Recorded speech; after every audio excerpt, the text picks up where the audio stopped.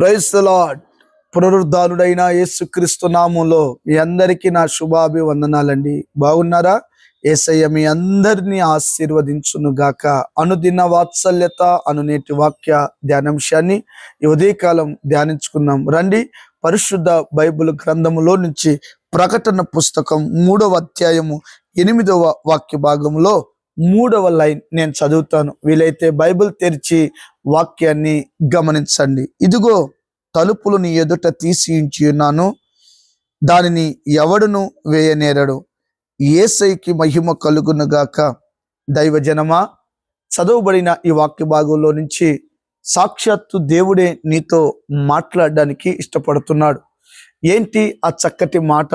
నువ్వు ఎప్పుడైనా ఆలోచన చేసావా? దేవుని బిడ్లారా, దేవుడు అంటున్నాడు, ఇదిగో నీ ఎదుట తలుపులు తెరిచి ఉంచాను, నీ ఎదుట ద్వారములు తెరిచి ఉంచాను, అది ఎవ్వడు కూడా వేయనేరడు. ఏమండి? నీ ఎదుట తలుపులు తెరిచాడు. తలుపులు ఏమండి? కుటుంబంలో ఇంటికి ప్రధాన మూలం తలుపు. ఇంటిలో లోపల ఉన్న ప్రతి వస్తువును మనం తీసుకోవాలంటే తలుపుకి తాళం వేస్తాం. అది ఓపెన్ చేస్తుందనుకోండి, లోనకి వెళ్తే మనకు కావాల్సినవన్నీ దొరుకుతాయి. ఇక్కడ ఈ తలుపు దేనికి సాదృశ్యం ఉందంటే దీవెనలకు సాదృశ్యంగా ఉంది. ఇప్పటి వరకు నీ జీవితంలో ఎన్నో రోజుల నుంచి ప్రయత్నం చేస్తున్నావు, ఉద్యోగం రాలేదు కదూ. ఇప్పటి వరకు వ్యాపారంలో సతమతం అవుతున్నావు, కానీ వ్యాపారంలో డోర్స్ ఓపెన్ కావట్లేదు కదూ. ఇప్పటి వరకు నీ జీవితంలో సక్సెస్ లేక బాధపడుతున్నావు కదూ. దేవుడు అంటున్నాడు, ఇదిగో నేను నీ ఎదుట తలుపులు తీసి ఉంచి ఉన్నాను, దానిని ఎవడు వేయనేరడు. ఒక వ్యక్తి తలుపులు తీస్తే మరొక వ్యక్తి పగలగొట్టొచ్చు.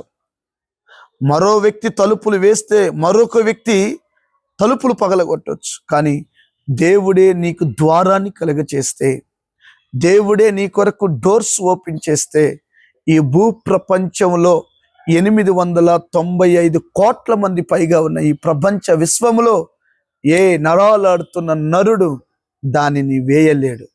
అవునా? ఎలా చెప్పగలవు పాస్టర్ గారు?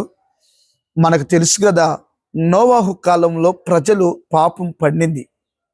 దేవుడు అన్నాడు, నోవాహు ఒక ఓడను కట్టయ్యా అని.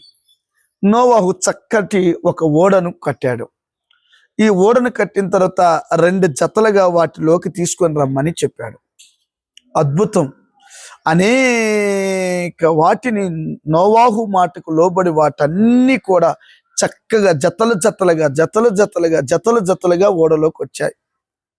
అందుకని యెషయా ప్రవచన గ్రంథంలో అంటాడు, గాడిద సొంతవాని తన యజమానుని దొడ్డి తెలుసుకుంటుంది, స్వహస్తములతో చేయబడిన మానవుడు సృష్టికర్త అయిన తండ్రిని మర్చిపోయాడు అంటాడు. పశువులు ఈ రోజున మాట వింటున్నాయి, పెంచుకున్న కుక్క పిల్లలు మాట వింటున్నాయి. ఏవండి?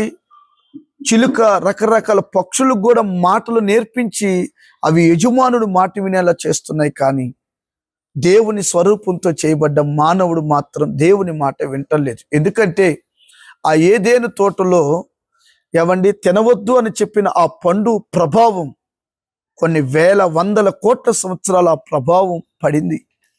కానీ యేసు ప్రభు రక్తము ద్వారా దానిని తలను చితకబాది దాని ఆలోచనలు నేలమట్టం వరకు కూల్చి, ఏమండి, యేసు రక్తంతో నిన్ను కడిగాడు.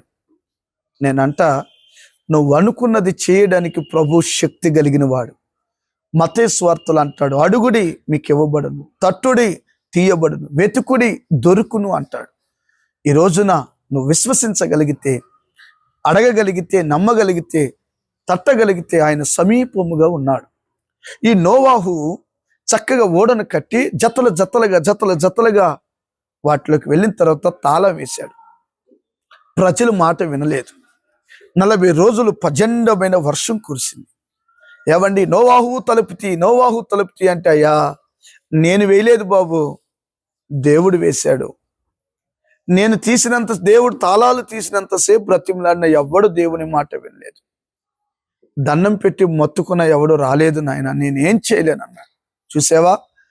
దేవుడు వేస్తే ఎవడు తీయలేడు, తీస్తే ఎవడు వేయలేడు. ఈ వాక్యం వింటున్న నీ జీవితంలో ప్రభు ఒక చక్కటి వాగ్దానం, నూతన సంవత్సరంలోకి వెళ్ళక మునిపే ఒక వాగ్దానం తీర్మానం చేసుకో. దేవుని మాట వింటానని ప్రభు సన్నిధిలో పశ్చాత్తాపడు. నీ పాపముల నిమిత్తం ఒప్పుకొని ప్రభు నీ మాటకి శిరస్సు వంచి నేను పాదాభివందనాలు చేస్తూ లోబడి బ్రతుకుతానని తీర్మానం చేసుకో. ఎక్కడెక్కడ డోర్స్ మూయబడ్డాయో, ఎక్కడెక్కడ ఉద్యోగాలు, వ్యాపారాలు, నీ రహదారులన్నీ మూయబడ్డాయో, యేసు నామములో వాటన్నిటిని ప్రభు నీ కొరకు ద్వారాలు తెరుచును గాక. ఆమేన్. తలవంచండి, చిన్న ప్రార్థన చేసుకుందాం. ప్రేమ కలిగిన తండ్రి, తలుపులు తీర్చి ఉన్నావు, ఎవ్వడు వేయలేడు. ప్రజలు నీ మాట విని పశ్చాత్తాప్తులై తిరిగినట్లుగా సహాయం చేయమని యేసు నామమున అడుగుచున్నాము తండ్రి. ఆమేన్. ఆమేన్. Thank you. God bless you. దేవుడు మీ అందరినీ ఆశీర్వదించును గాక. ఆమేన్.